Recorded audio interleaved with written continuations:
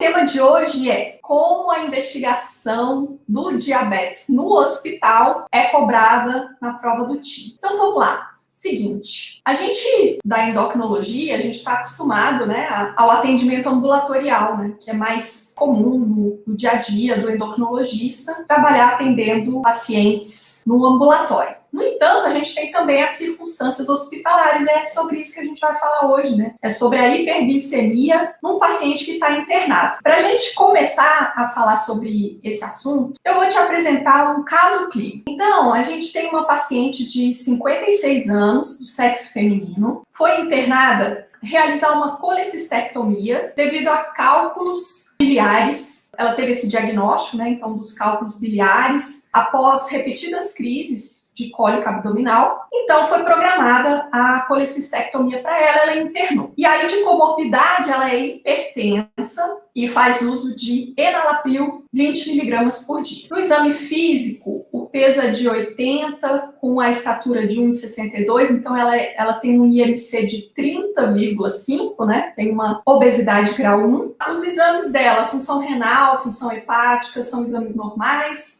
E aí ela tem uma glicemia, ao chegar, no valor de 170 miligramas por decilitro. E aí chega essa paciente, interna lá no hospital, e aí faz a glicemia sérica e vem esse valor alterado aí, né? Veio uma glicemia de 170. Então, como que a gente vai raciocinar nesse contexto, né? No contexto de uma paciente internada. Então, olha só para você ter uma ideia, a hiperglicemia, né, dentro do hospital, né, no contexto de internação hospitalar, ela é bastante frequente, né? Ela chega a 1/3 dos pacientes, né, internados, eles têm níveis de glicemia acima do normal. E aí, como é que a gente pode explicar isso, né? Uma explicação que é a mais natural, né, que é a mais direta, é a de que o paciente já tenha um diagnóstico prévio de diabetes.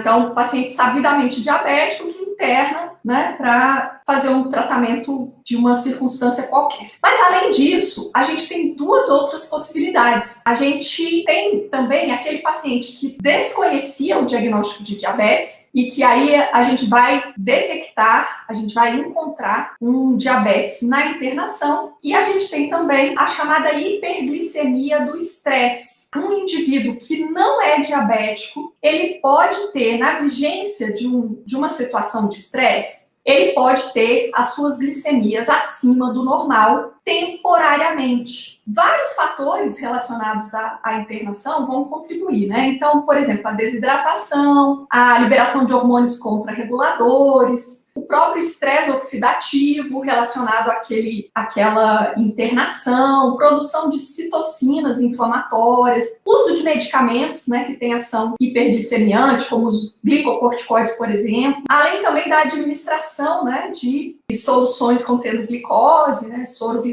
glicosado, enfim. Então, o que acontece é que, se um paciente interna e apresenta uma glicemia elevada, a gente vai pensar nessas três possibilidades. Então, ele já podia ter um diagnóstico prévio de diabetes, aí tá fácil, né? Tudo bem. Eu sou diabético, o paciente já chega, já informa que é diabético, e aí a glicemia dele tá elevada, tudo bem. Só que a gente tem essas outras duas possibilidades, desse diagnóstico de diabetes estar sendo, né, feito na internação, então o paciente não sabia que era diabético, mas ele já era diabético. E a gente tem essa terceira possibilidade da chamada hiperglicemia do estresse, que seria uma situação de elevação glicêmica transitória na ausência de um diabetes no paciente e que está relacionada ao estresse daquela internação e todos os pormenores ali envolvidos. O fato é que, independentemente se a hiperglicemia é porque o paciente já sabia ser diabético, se é porque o diagnóstico de diabetes é recente, ou se isso é uma hiperglicemia transitória, né, uma hiperglicemia do estresse, independentemente disso, a hiperglicemia no ambiente hospitalar é um fator de morbimortalidade. Está associado com complicações cardiovasculares, com distúrbios hemodinâmicos e hidroeletrolíticos, com quadros infecciosos, com comprometimento de cicatrização, enfim, com as várias complicações que a hiperglicemia pode trazer.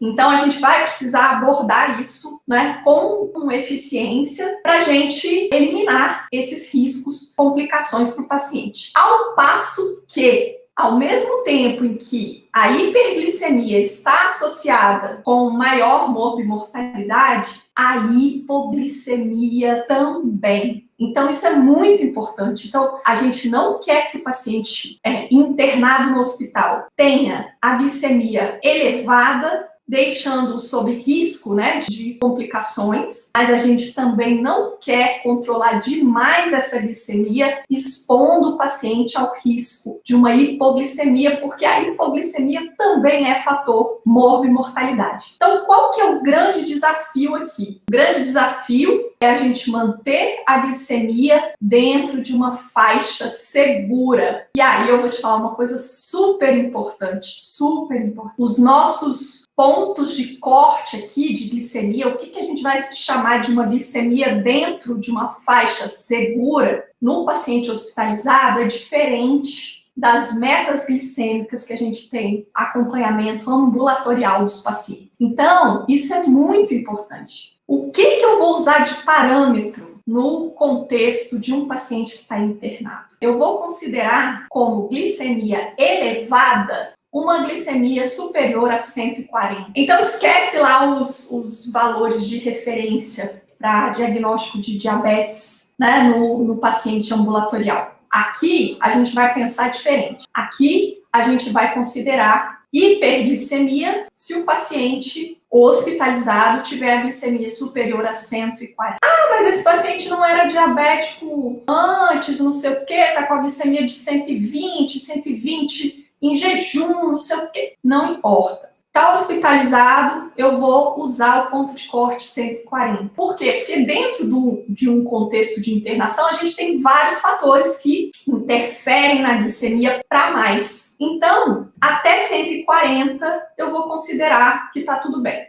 Glicemia acima de 140, aí eu tenho que pensar nas minhas 3 possibilidades. Ou o paciente já é um paciente diabético, sabidamente, ou ele já é diabético, ele não sabia, está descobrindo agora, ou esse paciente tem uma hiperglicemia do estresse. Beleza, então se eu cheguei nesse ponto, né, investigação, que é o caso da paciente que eu apresentei aqui, né, então a gente tem uma paciente de 56 anos que internou para fazer uma colecistectomia. Essa paciente é hipertensa, basicamente isso, né, de diagnóstico prévio, ela tem uma hipertensão, ela tem um IMC de 30,5 e a glicemia dela, né, ao chegar no hospital, era 170. Então, se a gente tem uma glicemia superior a 140, qual vai ser o próximo passo? Agora eu tenho que ver, será que ela já era diabética?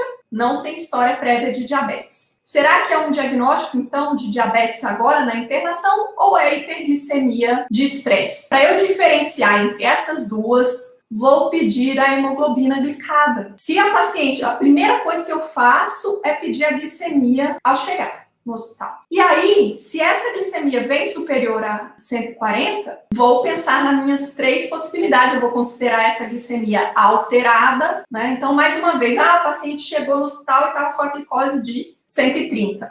130 é maior do que 125. Será que isso é diabetes? Olha, num contexto de internação, não. 130, num paciente hospitalizado, eu vou considerar um exame normal. Depois que o paciente receber a alta, que, né, for pro ambulatório, se você achar prudente, se houver razões que te levem a suspeitar de diabetes, aí sim, aí você pode fazer a investigação de diabetes utilizando os nossos parâmetros, os nossos critérios, né, estabelecidos e convencionais que vocês conhecem bem. Mas beleza, então, se a glicemia veio superior a 140, como é o caso da nossa paciente, né, que veio 170, daí a gente pede a hemoglobina glicada. Se a hemoglobina glicada vier alterada, pronto, eu já tenho a resposta. Essa paciente já era diabética, só que ela não sabia. Então, o diagnóstico de diabetes está sendo estabelecido aqui na internação. Por outro lado, vem uma hemoglobina glicada normal, aí a gente está diante da possibilidade, ou uma hemoglobina glicada ali dentro da faixa de pré-diabetes, a gente vai estar diante da possibilidade de uma hiperglicemia do estresse. E aí, o que acontece? a gente vai precisar manejar essa hiperglicemia, independente se o paciente já sabia que era diabético, se ele descobriu esse diabetes agora, ou se a gente está pensando que isso é uma hiperglicemia de estresse. De toda forma, a gente vai precisar abordar, né, durante a internação, essa hiperglicemia. Qual que vai ser a nossa meta glicêmica? Nossa meta vai ser manter a glicemia entre 140 e 180. Poxa vida, mas tudo isso? Sim, tudo isso. Por quê? Porque, mais uma vez, quando a gente tem a hiperglicemia no contexto de internação, está associada com aumento de morbimortalidade, mas a hipoglicemia também está. Então, o que os estudos já nos mostraram e nos apontam é para a necessidade da gente manter a glicemia numa faixa de segurança, predispor a hipoglicemia e nem deixar a glicemia elevada demais. Então, esse ponto aí de equilíbrio, de uma segurança, seria uma glicemia entre 140 e 180 no paciente hospitalizado, independentemente se o quadro desse paciente é um quadro crítico, né, se ele está internado em unidade de terapia intensiva, enfim, ou não, ou se ele é um paciente não crítico que está internado, né, em quarto, enfermaria, essas coisas. A nossa meta vai ser a glicemia entre 140 e 180. E, eventualmente, por exemplo, um paciente mais idoso, um paciente já com uma doença mais terminal, a gente pode até ter uma meta um pouco mais frouxa do que isso, né? Uma glicemia superior a 180. E também, excepcionalmente, a gente pode ter uma meta entre 110 e 140 para aqueles pacientes que são pacientes não críticos, né? E que tenham uma doença que seja o deixe predisposto, né? Ou a doença ou fatores, a ausência, né, de condições que o deixem predisposto à hipoglicemia. Então, se é uma doença mais tranquila, é um paciente que está, né, com um quadro não crítico e tudo mais, e eventualmente a gente pode tentar deixar a glicemia dele entre 110 e 140. E aí, como que a gente monitora, né? Porque o paciente está internado, ou é porque ele vai fazer uma cirurgia, ou é porque ele teve uma intercorrência infecciosa, ou uma doença de outra natureza que requer tratamento hospitalizado. E aí, ao longo dessa internação, né, ele está manejando, ele está sendo conduzido da doença de base que o levou ao hospital. E, em paralelo, a gente vai, o quê? A gente vai controlar essas glicemias para manter a glicemia numa faixa segura, para que o procedimento ou o tratamento ao qual o paciente está sendo submetido transcorra bem, né, e para que a gente não coloque um componente de morbimortalidade ali pela hiperglicemia nem pela hipoglicemia. Então, como que a gente faz isso na prática? O recomendado é a monitorização das glicemias capilares. Então, o paciente vai fazer glicemias capilares antes e 2 horas após as principais refeições, né? Se o paciente, isso se ele estiver se alimentando, né? Mas se ele estiver em dieta zero ou se ele estiver em dieta por sonda enteral ou dieta parenteral, daí vai ser em horários fixos, né? 6 em 6 ou de 4 em 4 horas, as glicemias capilares. Métodos mais modernos, né, de monitorização contínua da glicose, eles ainda não têm uma padronização, não estão bem estabelecidos para o paciente internado. Então, a gente dá preferência para as glicemias capilares. E só um detalhe, né, que as glicemias capilares, elas são cômodas, práticas, fáceis de fazer, mas para o paciente que está internado, a gente tem algumas situações em que a gente pode ter o resultado da glicemia capilar falseado, né? Por exemplo, se o paciente tiver anemia, se tiver uma hipoperfusão, ou se ele tiver edema, se tiver acidose. Então, nesses casos, é mais interessante pegar a amostra, a gotinha de sangue, catéter venoso ou de catéter arterial, né? Ao invés de fazer a punção da ponta de dedo. Mas é lógico também evitar, né, a contaminação com solução glicosada, enfim, né, de acordo ali com o de coleta, por exemplo, né, se é de um catéter venoso, por exemplo, a gente tem que só lembrar, né, desses pormenores aí que fazem parte, né, da adaptação aí ao contexto do paciente hospitalizado. Muito bem, e aí, com isso, então, o que a gente vai fazer? A gente vai monitorar através das glicemias, e a gente vai querer manter essas glicemias entre 140 e 180, né, na maioria das vezes. E aí, como que a gente vai fazer isso? Então, o paciente estando hospitalizado, se as medidas gerais, né, de hidratação, controle alimentar também, né, pela dieta, etc., não forem suficientes para que a glicemia fique dentro dessa meta, o tratamento recomendado é com insulina. Então, a gente vai fazer a insulinização para manter a glicemia entre 140 e 180. E não importa se o paciente já era diabético, se ele usava antidiabéticos orais, se ele não sabia ser diabético, se você está cogitando um diagnóstico de hiperglicemia do estresse, não importa. O fato é que glicemia acima da meta, a gente vai manejar com insulina no paciente hospitalizado, e a gente vai fazer um regime basal bolos numa proporção 50-50%, né, a distribuição das doses de insulina vai funcionar dessa forma. Então, seguindo esses conceitos, como a gente fez aqui a gente seguiu uma linha de raciocínio, né? Então o negócio vai fazendo sentido, você tá vendo? Então, é o seguinte, olha só, o próximo passo agora vai ser eu te mostrar como que isso é cobrado na prova do TIM. Afinal de contas, a gente está aqui